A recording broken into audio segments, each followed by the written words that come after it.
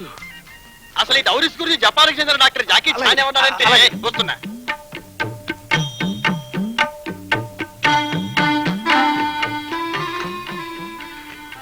మన్మథ రేఖ.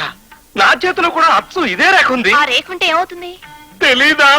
అదే రేఖన్న వాళ్ళిద్దరూ పెళ్లి చేసుకుంటే ఒకటే అదృష్టం, ఒకటే సుఖం, ఒకటే పిల్లలు. ఐ మీన్ మగ పిల్లలు. మీరు ఇలా మాట్లాడుతుంటే సిగ్గేస్తుంది. అయితే నన్ను పెళ్లి చేసుకుంటావా? చెప్పండి. ఆహా, నువ్వు సీతవి, నేను రాముణ్ణి. విల్లు విరగవలసిందే, ఈ పెళ్లి జరగవలసిందే.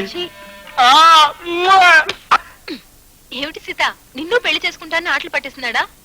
నాతో పెళ్లి సెటిల్ అయ్యాక ఇలా ఆడపిల్లలు ఆట పట్టించడం తప్పు బావా అని ఎన్నిసార్లు చెప్పాను. పదా. ఏంటి, నీతో పెళ్లి సెటిల్ అయిందా? అవును, ఎంగేజ్మెంట్ కి దగ్గర బంధువులే పిలిచావు. మన ఫ్రెండ్స్ ఎవరికి తెలీదు. సీత, ఆ మాటలు నమ్మకు, అన్ని అబద్ధాలే. ఇలాంటి విషయాల్లో నా జోక్ చేసేది?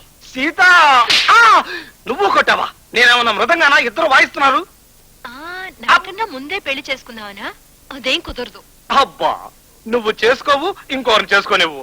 అసలు నువ్వు చెప్పిన విషయం గురించి రాత్రంతా ఆలోచించాను. అమెరికా వెళ్ళడానికి ఇంకే దారి లేదు కాబట్టి నువ్వంటే పడకపోయినా నీతో పెళ్లి ఒప్పుకుంటున్నాను.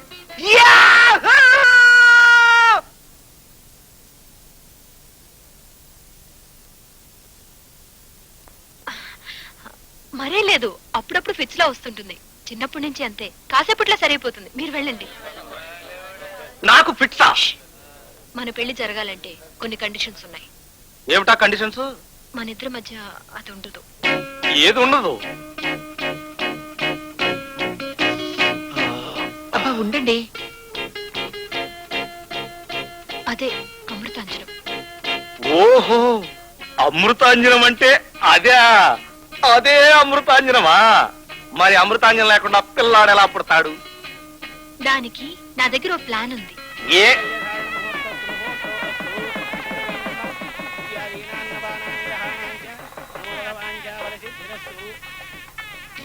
ఇందులో నేను రాసిన షరతులన్నింటికి ఒప్పుకుంటేనే సంతకం పెట్టు, లేకపోతే ఎవరి దారి వాళ్ళదే. అంటే పెళ్ళైన తర్వాత నిజంగా అమృతాంజనం ఉండదా? అవును, భార్యాభర్తల మధ్య సంబంధం లేకుండానే కృత్రిమ పద్ధతుల ద్వారా పిల్లలు పుట్టే మార్గం కనుక్కున్నారు కనుక ఆ పద్ధతిని ఫాలో అవుదాం. అమృతాంజనంతో సంబంధం లేకుండా పుట్టే అనాథ వెధవ. పిల్లాడు పుట్టిన వెంటనే మనం విడాకులు తీసుకోవాలి. ఆ తర్వాత నేను అమెరికా వెళ్ళి అక్కడే సెటిల్ అయిపోతాను. మరి పిల్లాడు నువ్వే పెంచుకోవాలి. ఆఫ్టర్ ఆల్ అమెరికా కోసం కన్న కొడుకును వదిలేస్తావా? పోనీ ఓ పని చేద్దాం, నా 25 లక్షలు కూడా నీకే ఇచ్చేస్తాను. విడాకులు తీసుకోకుండా ఇక్కడే ఉండిపోరాదు? ఎందుకంటే I really love you. I really hate you. చిన్నప్పటి నుంచి నువ్వంటే నాకు అసహ్యం. అబ్బా, చిన్నప్పుడు ఎప్పుడో నీ బుగ్గ కొరికానని ఇంకా నువ్వు నన్ను అసహించుకోవడం అన్యాయం భాను. పోనీ పని చేయి, నువ్వు కూడా నా బుగ్గ కొరికి దానికి దీనికి చల్లు. ఈ వెధవేషాలు నా దగ్గర సాగు. సంతకం పెడతావా లేదా? సరే, పెడతామండి.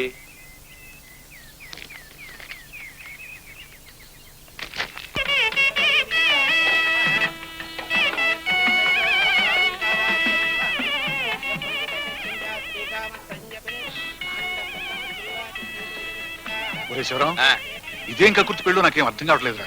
నాలో లాగండిరా, బంధువులందరూ పిలిచి గ్రాండ్ గా చేద్దామంటే వినిపించుకుంటేగా. లేడికి లేచిందే పరుగని ఈ జనరేషన్ అంతరా. జనరేషన్ అంటే గుర్తొచ్చింది, ఆ మధ్యలో ఇంగ్లీష్ మ్యాగజైన్ లో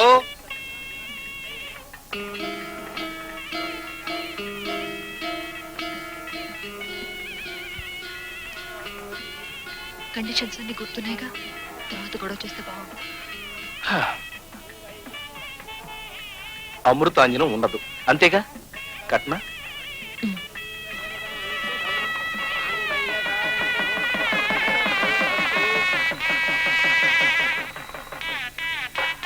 దీర్ఘ సుమంగళీ భవ, శీఘ్రమేవ సుపుత్ర ప్రాప్తిరస్తు.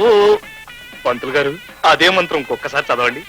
దీర్ఘ సుమంగళీ భవ, శీఘ్రమేవ సుపుత్ర ప్రాప్తిరస్తు.